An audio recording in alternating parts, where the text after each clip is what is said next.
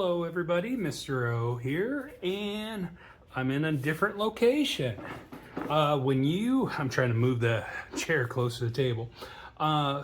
So when you do many different types of art, location can sometimes be challenging, and trying to demonstrate the very basics of watercolor, the way I would like to show you, has created a little challenge. I promised many years ago that I would do this, so here I am. I'm going to make good on that promise. And I just want to first go over some watercolors. And right here, I got some Sumi watercolor pans. And I also have tubes. I want to show you that both tube and pans will work great. In fact, I have a koi set. Don't mind the noise. I'm pretty close to the street right now. I got a tube set and a pan set, a traveling set, and I really like the kois. So everything I showed you are excellent watercolors. Just so you know, watercolor,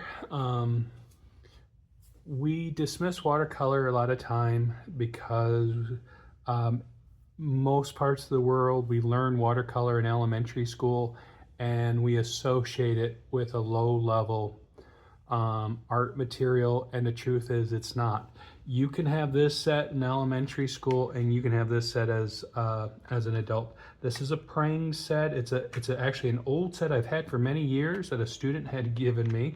Their name is still on it. And I'm going to actually be using this one. And I left that dirty for a reason. That might actually help. And then I wanted to show you that I've had watercolor sets over the year, tubes, and I do both. And I save them anytime they don't dry out. And unlike a lot of paint, the watercolors most likely, no matter how well you store them, will dry out. So don't stockpile too much. Like you saw all those sets that I have. I need to start making a commitment to start using them. But I wanted to show you these. People don't realize that, like this brand, Da Vinci watercolor paint, I would like you to see the prices. This alone was $28. Difference in quality versus what is, now this is dried out. I can actually feel the hardness. But I saved it because this was probably 50 cents. And you get different qualities. This one's still soft, as you can see. 50 cents versus $28. Now, for when you're learning, you get the same out of both. So I would just, buy a basic set, a Dixon or a praying of this, or you can do what I did. You can see that I went to Hobby Lobby and I bought it on clearance sale, and I get a nice set of tubes or pans on clearance. And because of what I do, it's a lot easier for me to kind of have that in the back of my head to go and just always look, oh, that stuff's on clearance, I'll get it even before I actually need it. So those are the watercolor paints. Now let's try to understand what watercolor really is. What makes watercolor so hard is, unlike any other paint, it's supposed to be transparent. It's important to know that. So what I do with my students in my classroom is I have a plexiglass board here, and I'm going to do two paintings. And I'm going to show how to stretch the watercolor paper. I'm going to show how to keep, your base layer very transparent. And then each of these paintings, I'm going to teach paint on paint, color on color, I should say. And then the other, I'm going to teach to do a silhouette. How do you paint black without putting too much paint on, where you get that reflection and where it becomes really sticky to the touch? Because if you get that reflection because there's so much paint on it, or it's sticky to the touch, you did not make it transparent. Does that make sense? There's a way to make it opaque with and still have that transparency. I know that's kind of an ironic statement, but you'll see what I when I show you what we're going to do. So the first thing I'm going to do is I'm going to get 2 sheets of paper. Now for this first part, I'm only going to show you how to do one, because you can do one at a time or you can do both at the same time. I would recommend just maybe focusing on one at a time, or at least get the base of one at a time. And I'm just using like a student grade watercolor paper, just in case you were interested. And then what I have here is, like in my classroom, there'll be a big red tub that I'll have filled with water. And what you're gonna wanna do, and I'm gonna move this palette set, I'm gonna get tape ready. This is painter's tape, and painter's tape is going to be very nice. I'm gonna just make sure I'm gonna actually roll the tip of it. I'm gonna get that ready. I always roll, and you'll see how I tape. I'm gonna tape it to one end, and then I'm gonna paint color, and I'm gonna do a warm version, like a sunset. So I'm only gonna use yellows and oranges. And then I'm going to do a blue set where I'm going to do lights and dark blues, okay? And I will show you both how it's going to look, but don't worry about anything. I'm going to put the second one in time lapse, but I'm going to show you the one additional thing I'm going to do. So now I'm going to stick this in this tub, and as you can see, it's just the right fit. The big red one I have will be, it's for large watercolor paper. I'm gonna just let it soak, and I gotta be careful. What I usually like to do is I usually like to flip it, but as you can see, because this tray is just the right size, I have trouble. It's okay if that's what you have too. And then I'm gonna let it drip. As you can see, I'm gonna just let it drip.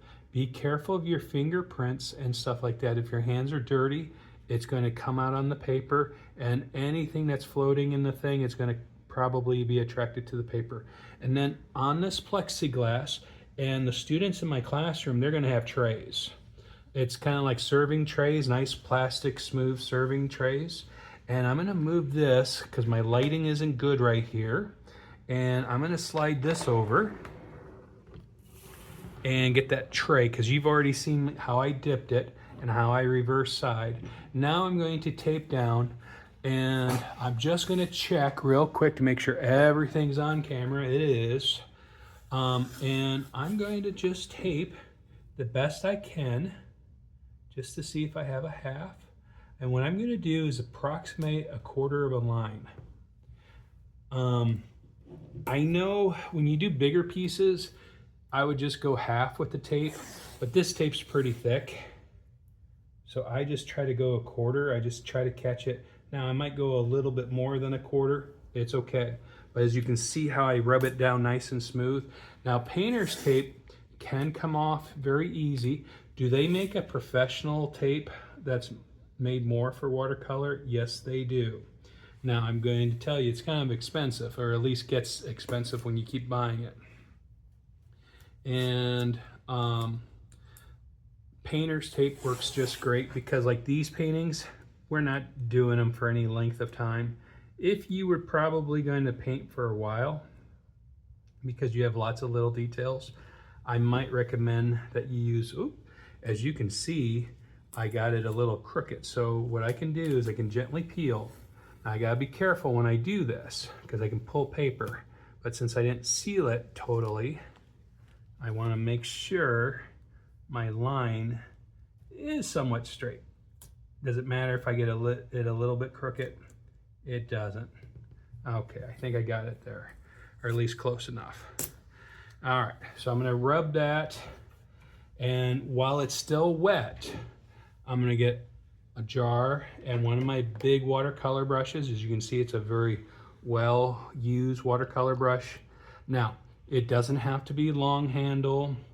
And what I'm gonna do is I'm gonna, again, sorry if I'm repeating myself there. I'm gonna grab my yellow and orange.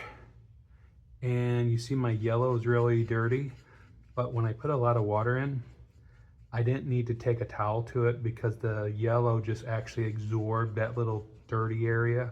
And then I'm just gonna start painting here. Now, can you use a bigger brush? Yes, you can. I like it. Don't worry if I'm getting too much of a shadow. When I do the detailing, we'll be back at the regular art table. The sound quality should be up. And you can see I'm doing a lot with the yellow. I'm gonna get more water because I want this to be as wet as possible.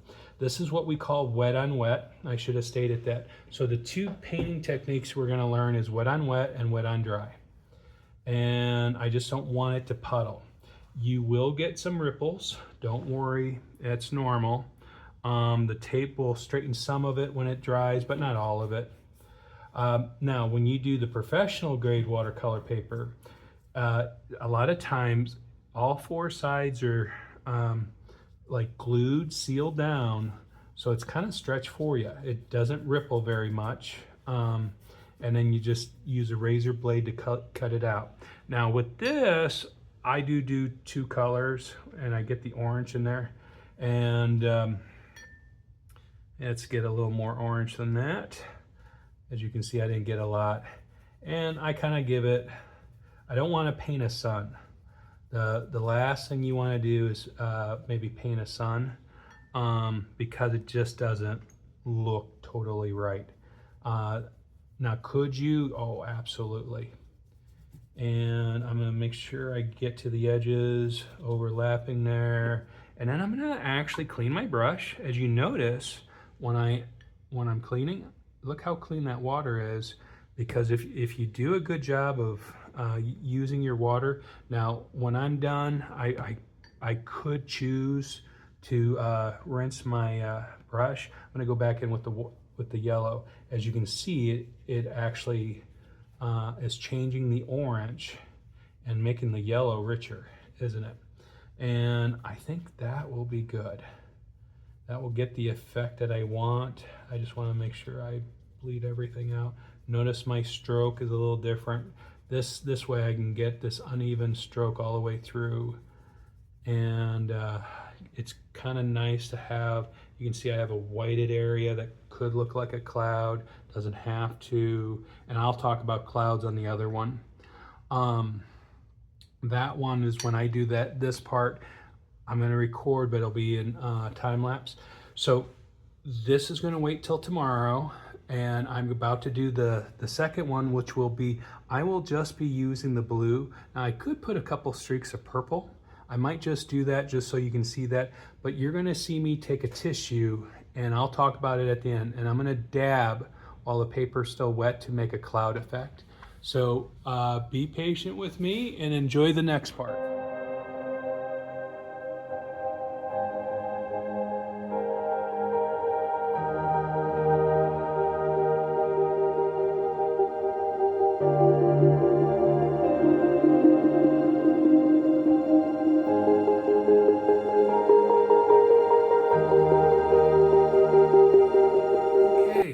So as you can see, I have two stretch colored backgrounds ready to go. And this is where I will stop because I need to let both dry, okay? I need it to stretch. Now, you might have noticed that I had to rip, I don't know how, it might have been too fast if you looked away. I had a line down here and then I took it off. What I did is I got a fold in it, and it allowed too much water underneath it, and it took away some of the tackiness.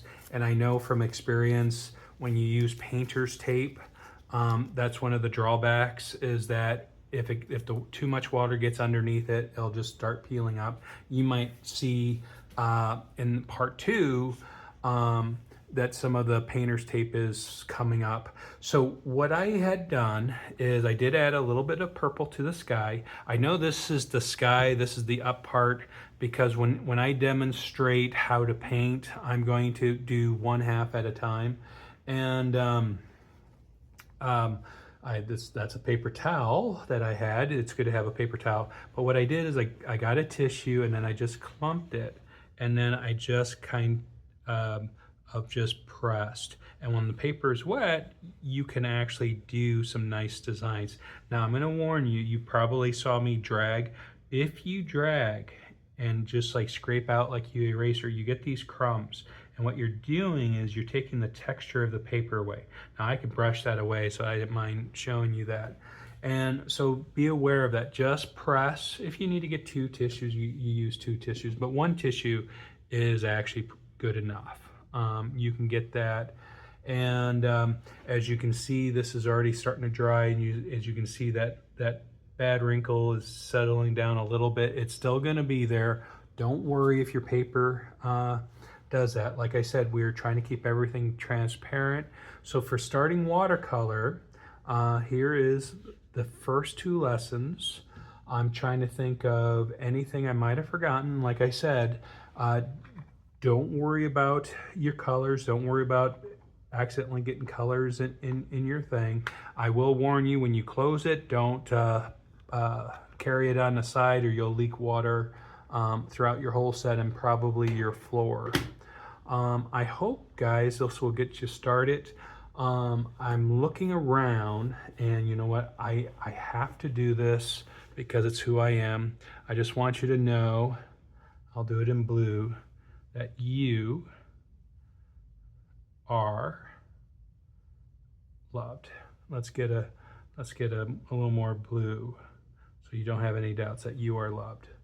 You are loved, okay? So you guys have a great day, and I'm glad to be doing these again. Bye-bye.